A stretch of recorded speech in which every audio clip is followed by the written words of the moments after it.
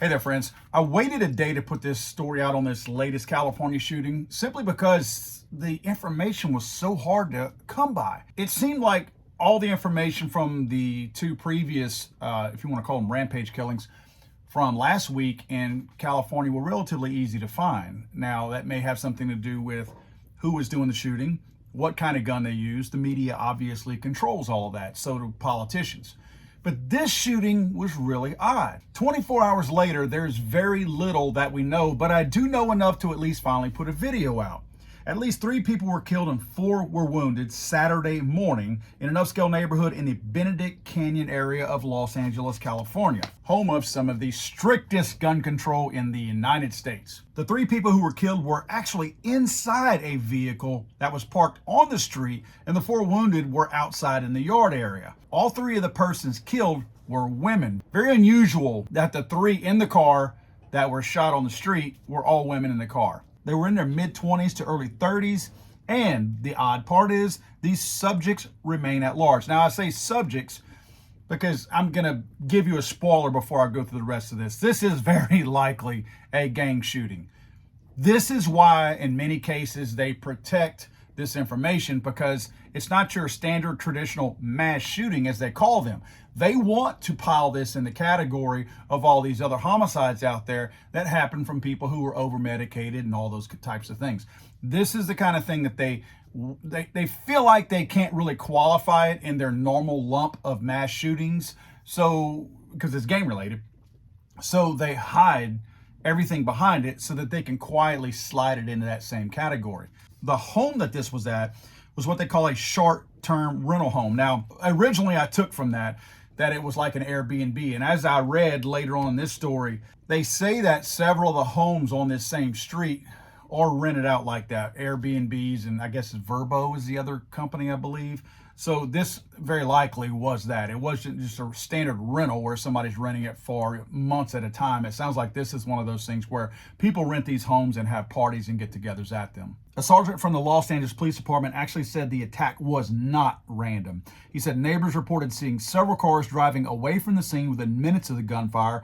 Authorities also towed a black Mazda SUV Saturday afternoon that had, get this, bullet holes on both sides of the car and in the passenger side window. So the LAPD sergeant knows that this wasn't random. He's got his reasons for that. My guess is multiple casings on the street, mismatched casings, 9mm, 5.56, probably a ton of different casings, because there was a gunfight going on here. And also I found it really odd that the car that the 3 women were killed in had bullet holes on both sides of it. Well, that's not your typical rampage killer who's going kill as many people as he can. You don't circle a car like that. That's just not common for something like that to happen. You're usually going somewhere and you're shooting along the way as you chase people down or whichever. This is definitely indicative of what a gangland shooting would be. Now, I wanted to get a better picture of this neighborhood, so I went to mapping software online to try to figure this out. This place is in a 2700 block of Ellison Drive. This is also a cul-de-sac. Kind of might explain how you have bullet holes on both sides of the vehicle, because it wasn't just what you would consider a, quote, drive-by. Like if you had a car sitting on a road and a car could just drive by and make one pass.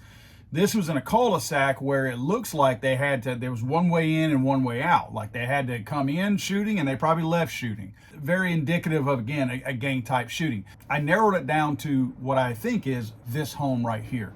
And the reason why is because I looked at some of the news reportings that were out there, and I picked some key things. This is just going to show you how much of a nerd I am and try to get my information correct. I picked some key things out of the news report from this same neighborhood that allowed me to get closer and closer to this property. You can see some of the things that I found, and then I went to the mapping software, and you go to the street level view and it will show you some of these things. So I was able to narrow it down to get to the end of this street, which is a quite long street, so this is a little bit difficult. But you'll notice these, I don't know what these little holes are with the square around them. These were the only 2 that were next to each other on this entire cul-de-sac area, or this whole street. And I could tell by the curve of the curb itself that it had to be in a curved area like this that was curving inward for me to be able to find it. So this is more than likely where it happened at. You can see the picture that they took where the shell casings were, and I match it up with where this was. What's funny is, and just again to show you how much of a geek that I am, this mail truck, when apparently this Google vehicle was driving around to get these street level views, the mail truck was in the way of the sidewalk. So I had to go across the street in the mapping software and then zoom into that sidewalk once the mail truck passed. So that gives you an indication, guys, some of the work that many of us go through whenever we're trying to piece some of these stories together. We really try to drill down. We really try to spend some time getting the best information that we possibly can, because guess what? The media is not going to do it. Journalists don't journal anymore, if that is a thing. I'm using it as a verb here. The moral to this story is this is very likely a gang shooting. That's why you hear so little. Anytime you hear so little about a shooting or anything like this, in many cases because a political person or a very popular person is involved, or it's not going to fit their narrative. And in this case, gang shootings, in many cases, we pluck those out of your standard, quote, mass shooting, simply because it doesn't qualify. In other words, what I mean, if your motive is completely different, you can't approach both of them at stopping them the same way. A gang member is typically shooting at other gang members or a retaliatory type shooting of some sort. Their motive is way different than the person who grew up, was bullied from a bad home, was way over medicated, and just decided they wanted to kill a bunch of people as more of a revenge thing. In many cases, they don't really care who they're shooting. They don't have a specific target, if you will. They just want to kill people. It's one of those things where they're just trying to get out there and kill as many people as they can. Where your gang shootings, on the other hand, they know who they're shooting at. They are specifically going for a certain group of people, and that's who they're shooting at. Which also reminds me that that's probably why the sergeant, even though they don't have anybody in custody and don't even have a legitimate lead in this case, they also said it was no threat to the surrounding neighborhood. Well, that tells me right there, they know it's a gang shooting. The gang targeted those people.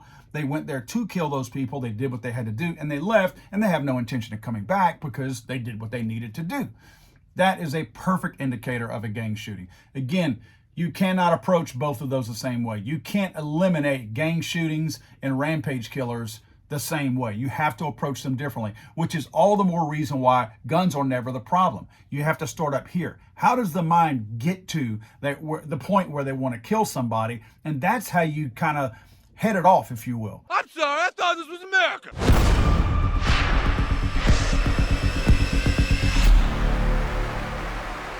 It's over!